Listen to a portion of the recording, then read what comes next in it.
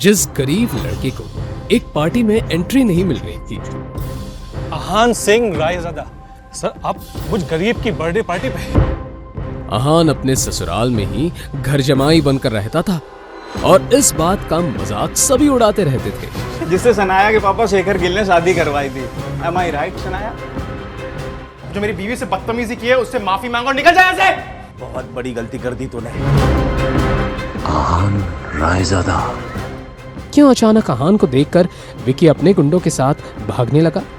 क्या विकी और आहान का पहले भी कहीं सामना हो चुका है? जिससे कांपता था पूरा शहर, वो एक फटीचर घर जमाई को देख के खुद कांप गया। आहान को देखते ही विकी भाई ने शनाया से माफी मांगी, जिससे सब शॉक हो गए। इतना ही नहीं, विकी भाई ने नुकसान की भरपाई के लिए उसे 50 लाख देने का वादा करके वो चला गया। जब आहान और शनाया घर लौटे तो शॉक्ड हो गए। एक ब्रीफ केस में उनके घर 50 लाख रुपए आए। क्या करेंगे आहान और शनाया इन पैसों का? और ऐसा कौन सा सवाल पूछा शनाया ने जिससे आहान की हो गई बोलती बंद। शनाया को अपनी आंखों पर यकीन ही नहीं हो रहा था। उसने आहान की तरफ देखकर उससे कहा, ये विकी भाई सच में पागल है क्या? उस ब्रीफकेस में 50 लाख रुपए कैश थी, जैसा कि विकी भाई ने थोड़ी देर पहले रेस्टोरेंट में कहा था। ये तो सच में अनएक्सपेक्टेड है। आहान, हम ये नहीं ले सकते। अगले ही पल शनाया ने वो ब्रीफकेस को बंद करने का मन बना लिया। जैसे ही उसने ब्रीफकेस को बंद करने के लिए अपना हाथ लगाया, शनाया की नजर एक नोट पर पड़ी और फिर उस नोट को उठाकर पढ़ने लगी। मिस शनाया, मैं जानता हूं आप ये पैसे लेने से मना कर देंगी, लेकिन ये पैसे शौर्य गिल ने आखिरी बार आपको किडनैप करने के लिए दिए थे। माफी के तौर पर ये आपको वापस भेज रहा हूं। उम्मीद है आप मुझे माफ कर देंगी। मैंने बहुत सोचकर ये फैसला लिया है। अब तो हम ये पैसे रख ही लेते हैं। आपका जो भी फैसला है, मैं आपके साथ हूं। हम आधे पैसे रख देंगे और बाकी के आधे, मतलब 25 लाख रुपए को दे देंगे, ओके? रात के डिनर के बाद सारा काम खत्म करके आहान अपने कमरे में चला गया कि आहान के कमरे के दरवाजे पर किसी के नॉक करने की आवाज आई। आहान ने अपना फोन रख दिया और कहा, आ जाइए। दरवाजा खुला तो बाहर से शनाया अंदर आ गई। शनाया, आप यहाँ? क्या हुआ है? क्या यहाँ आने के लिए मुझे किसी वजह की जरूरत है? मेरा वो मतलब नहीं था। आप जब चाहे यहाँ आ सकती हैं। आहान ने ऐसा कहा तो शनाया बेफिक्र होकर, आहान, वो विकी भाई ने जो पैसे दिए हैं उनका क्या करना है? हमारे पास 25 लाख रुपए हैं, क्या किया जाए? शनाया, अगर आप चाहें तो कुछ खरीद सकती हैं या कहीं इन्वेस्ट कर सकती हैं या फिर सेविंग भी कर सकती हैं। आपका जो भी डिसीजन होगा, मैं आपके साथ हूं। आहान, मैंने सोच लिया है कि मुझे उन 25 लाख रुपयों से क्या करना है।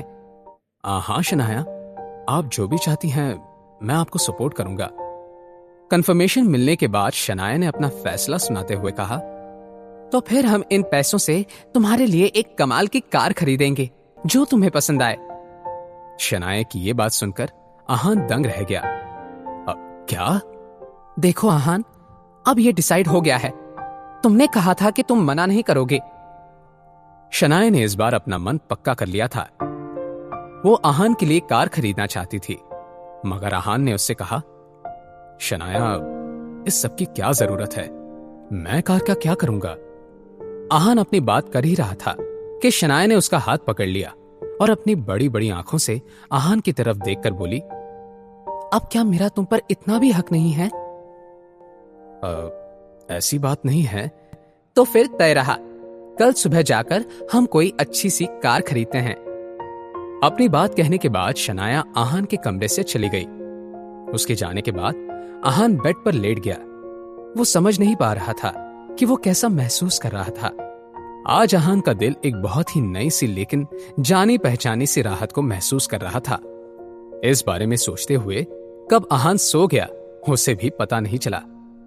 अगली सुबह जैसे कि उन दोनों ने डिसाइड किया था, शनाया और आहान कार खरीदने के लिए शोरूम में चले गए।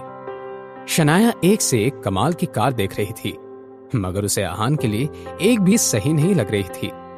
शनाया ने सेल्स पर्सन से कहा, देखिए, मैं चाहती हूं कि आप मुझे कोई ऐसी कार सजेस्ट करें जो मेरे हस्बैंड की पर्सनैलिटी से मैच करती हो।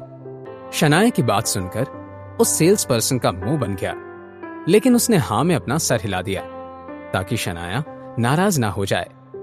अपने दूसरे कलीग के पास जाते हुए सेल्स पर्सन ने धीमी आवाज में कहा, इन मैडम का हस्बैंड एवरेज सा लड़का ही तो है, जरा देखो उसे कैसे चुपचाप खड़ा है।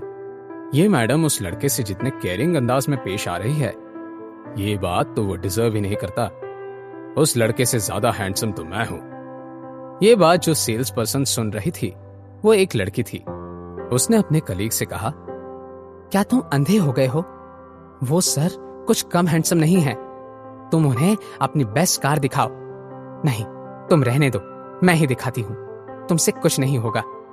उस लड़की ने अपनी बात कही और आहान और शनाया को एक कार के पास ले गई। इस वक्त वो लोग एक नई लिमिटेड एडिशन कार को देख रहे थे। तो शनाया ने उस सेल्स पर्सन लड़की से कहा, हम यही कार लेना चाहते हैं, क्या हमें ये आज मिल सकती है? आज क्यों? आपको ये कार अभी मिल सकती है। आप बाकी की प्रोसीजर के लिए मेरे साथ आइए। आधे घंटे में आप ये कार ले जा सकते हैं।